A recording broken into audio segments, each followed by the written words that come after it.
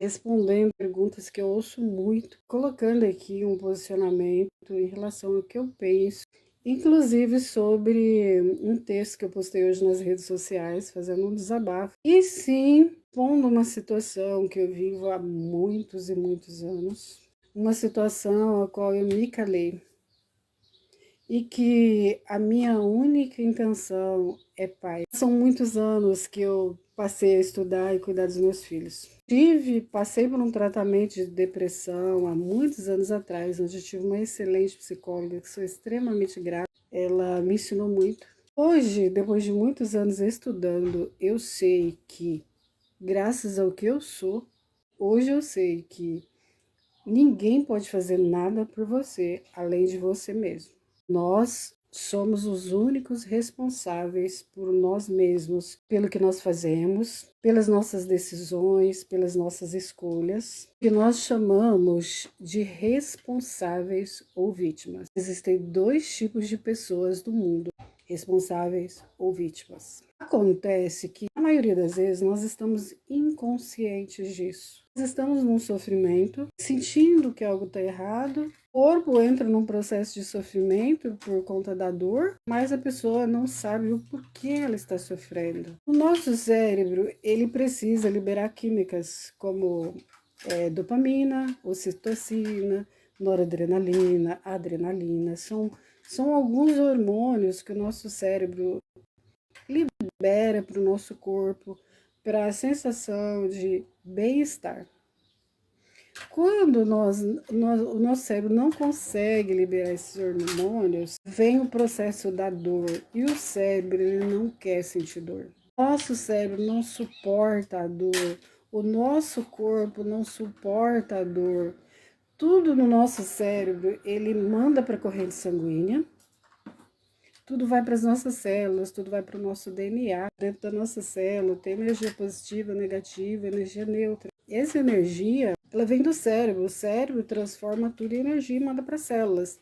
Então, se nós estamos negativos, a gente está no processo de dor. Quando eu, há muitos anos atrás, tentei um tratamento, porque é muito normal a pessoa ter dificuldade de aceitar. Eu estava num processo de dor. Eu aceitei, eu quis saber mais, eu quis estudar mais sobre isso. Descobri muitas coisas. E eu quis tanto isso. Olha, ninguém imagina o que eu já fiz para poder pagar um curso, para poder encontrar respostas. E eu creio que eu encontrei todas as respostas. Eu estou aqui para que vocês entendam que nós, seres humanos, nós temos um cérebro incrível, mas que se nós não aprendermos a controlar ele, ele vive no que a gente chama de piloto automático. Nós passamos por uma programação mental durante toda a nossa vida. Imagine que foi construída em nós uma identidade baseada em agradar o outro. Porque sim, nós na infância somos totalmente inconscientes, de 0 a 6 anos, que é o nosso inconsciente. O que se ouve, ele vai armazenando ali. Nós não temos defesa nenhuma. A criança ela é totalmente inconsciente. Então ela vai construindo no decorrer da vida uma consciência baseada nisso. Que se tiver alguma ferida ali, ela vai buscar mais dessa ferida. Se houver ali uma ferida de abandono, vai buscar mais abandono. Se houver ali uma ferida de violência, ela vai buscar mais violência. Hoje eu sei, mas não sabia. Nosso cérebro, ele aprende tudo. Tudo que nós somos condicionados, ele passa a repetir. Poderia chamar de padrões mentais, porque fica registrado ali, como uma foto. Então me perguntam muito o que é um transtorno de comportamento. Os transtornos de comportamento, gente, não é uma doença. É algo que começa na infância. Em pedagogia, nós aprendemos os estágios da construção da identidade dessa criança. Por exemplo, o bebezinho ele nasce com dois medos: o medo de cair e o medo do abandono. E o bebê fez cocô, chorou, a mãe vem, a mãe limpa, a mãe dá todo o carinho, dá banho.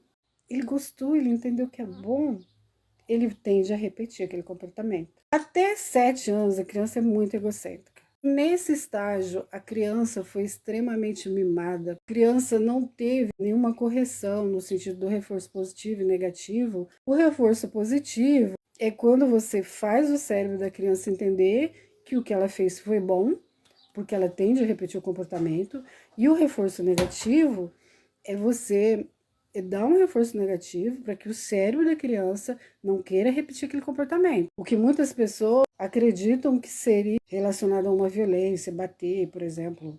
Não, mas não é bem assim. Um reforço negativo pode ser, por exemplo, tirar algo que ela gosta, demonstrar para ela que ela fez algo errado, não parabenizar. Ela vai entender que aquilo não foi legal, mas é o cérebro dela, porque ela ainda está inconsciente, ela ainda não tem uma consciência. Normalmente, ela é construída baseada em agradar o outro. E você não vive a sua verdadeira identidade, a sua essência, quem você é de fato. Com isso, o cérebro, ele entra num sofrimento, não consegue liberar as químicas que ele precisa, as químicas do bem-estar, porque o cérebro, ele quer dopamina, o nosso corpo precisa. Então, é onde a gente fica satisfeito e começa a buscar o que a gente chama de compensação. Alguns buscam na bebida, alguns buscam em todo tipo de formas. Essas compensações são prazeres curtos, eles passam. E a pessoa continua insatisfeita, querendo mais e mais.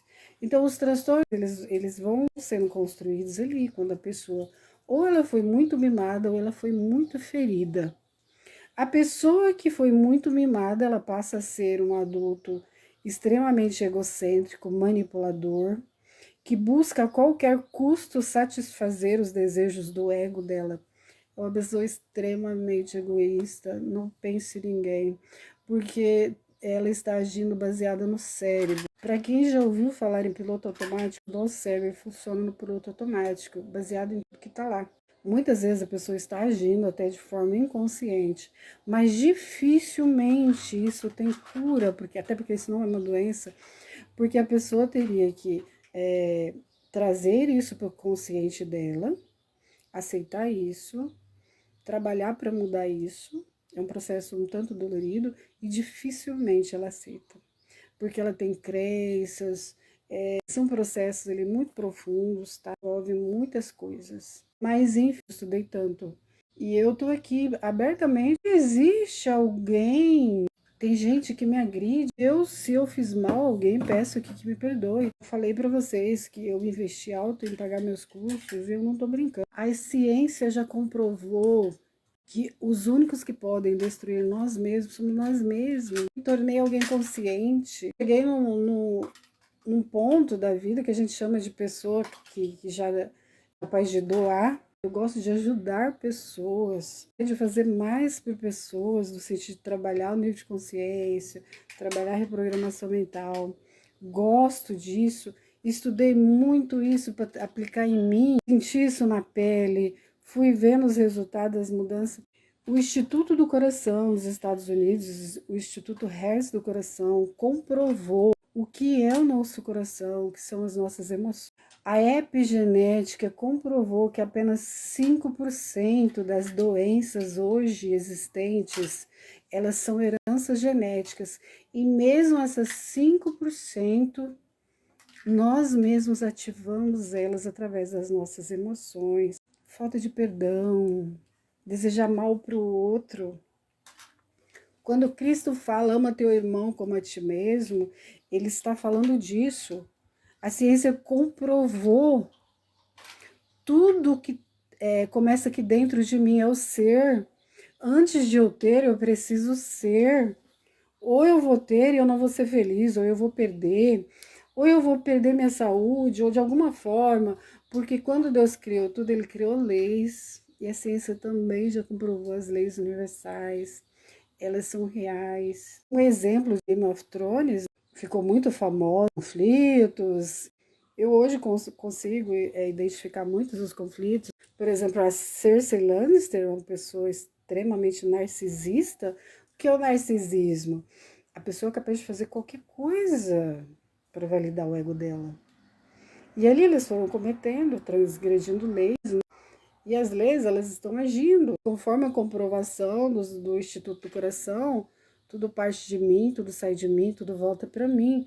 Então, quando eu não sou capaz de me amar, porque eu precisei trabalhar o amor próprio em mim, eu não sou capaz de amar o outro, nem um filho, e mesmo um filho. Sentimento de sangue, conflito de interesse, obrigação. Isso não é amor, gente. Muitas pessoas acabam até descontando isso no filho, que o filho não tem culpa. Algumas mães até rejeitam o filho, por esses processos de dor. Hoje eu sei que uma mãe, às vezes ela pode rejeitar a situação do sofrimento, mas o amor dela pelo filho é algo. Tudo isso é trabalhado na consciência. Quando você começa a levar seu nível de consciência, entender tudo isso, você passa a aceitar. Eu aceitei meu passado. Meu passado para mim não é um problema. Muitas pessoas me julgam de mãe solteira? Sim, eu fui mãe solteira. Eu vivi o que eu estava preparada para viver. Mas eu me esforcei, fui responsável, eu sou responsável pelos meus atos, assumi as consequências dos meus atos, paguei o preço, me humilhei, cuido dos meus filhos por amor. Agora, os que estão brigando por conta de conflitos, de interesses, por conta de transtorno, não é o caminho, gente, não é por aí. Não é com violência. Tudo sai de nós e tudo volta para nós. Quando eu sou capaz de me amar, de perdoar, eu sou capaz de amar o outro, de perdoar o outro, de aceitar o outro. Agora, todos esses conflitos, ele está dentro de cada um. A ciência comprovou, ninguém é culpado. Não existe o outro culpado. O culpado somos nós mesmos. Eu hoje entendi que lá no passado, eu errei, eu cometi erros. E eu sempre falo, olha, hoje eu não cometo mais os mesmos erros do passado. O Instituto Hertz do Coração comprovou isso que eu estou falando. A epigenética comprovou sobre a questão de nós mesmos. O rei, lá em Game of Thrones, o rei antigo lá, que eu não sei o nome, ele falou que os únicos que poderiam destruir a casa do dragão seriam eles mesmos. Ele estava se referindo a isso. Eles mesmos estão se destruindo a si próprios. Olha que coisa triste, não é mesmo? Se cada um aprender a perdoar, se cada um aprender a liberar mais amor, a coisa melhora, tá bom? É isso que eu queria passar para vocês. E assim se dão desde a infância, ali nos processos de construção dessa identidade dessa criança. Identidade, para quem não sabe, o que eu me identifico, o que eu sou feliz de ser. Eu, conforme eu fui me identificando, o que eu gosto, o que eu não gosto, o que eu acredito, eu fui assumindo a minha personalidade. Mas enquanto eu vivi baseada em agradar o outro, que eu fazia tudo para agradar o outro, e aí você faz aqui, faz ali, faz coisas que você não gosta, coisas que te deixam triste, você vai se diminuindo. Então, qualquer pessoa que tenta me diminuir, eu já logo vejo que essa pessoa tem um transtorno de comportamento, porque ela está tentando me diminuir por conta de receber algum benefício próprio. Não significa que seja verdade. Eu precisava vir aqui falar isso para você. Qualquer dúvida pode me perguntar, estou aberta para responder, tá bom? Deus abençoe cada um de vocês e eu amo muito vocês.